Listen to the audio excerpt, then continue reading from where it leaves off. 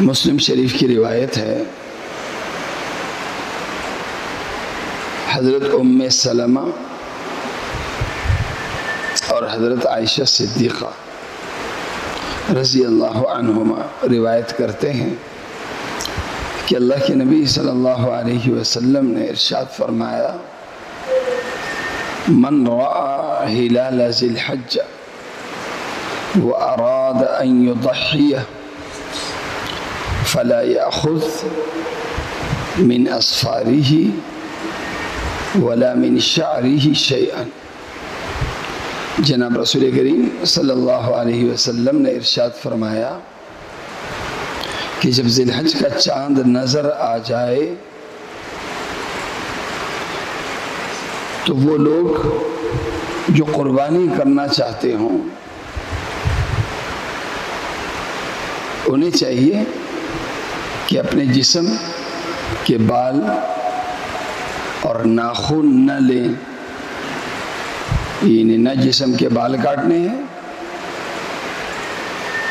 اور نہ ہی ناخن تراشنے ہیں۔ دوسری روایت میں اللہ کے نبی صلی اللہ علیہ وسلم نے فرمایا، فَلَا يَأْخُذَنَّ مِنْ شَعْرِهِ وَلَا مِنْ أَظْفَارِهِ شَيْئًا، وہ بالکل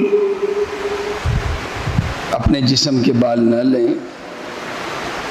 اور بالکل وہ اپنے ناخن نہ کاٹیں۔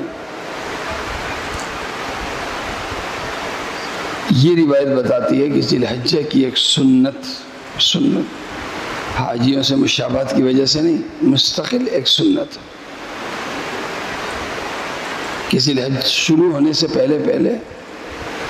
اپنے بال والم ٹھیک کر لیں، ناخن تراش لیں، جسم کے جو زائد بال ہیں وہ صاف کر دیں۔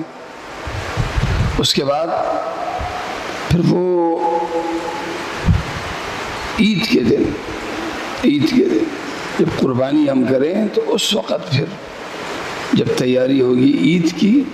تو پھر ہم نے جسم کے بال صاف کرنے، ناخن پھر کاٹنے ہیں، جو بھی ہے بعد میں کرنا ہے۔ لہذا آج 28 ذی القعدہ ہے،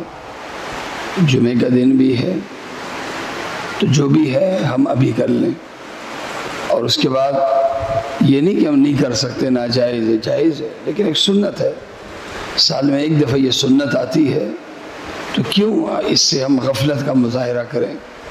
جناب رسول کریم صلی اللہ علیہ وسلم کی محبت میں، آپ کی عقیدت میں، آپ کی ایک ایک ادا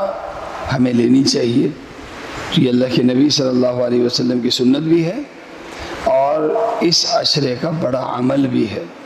اللہ تعالیٰ مجھے اور آپ سب کو عمل کرنے کی توفیق عطا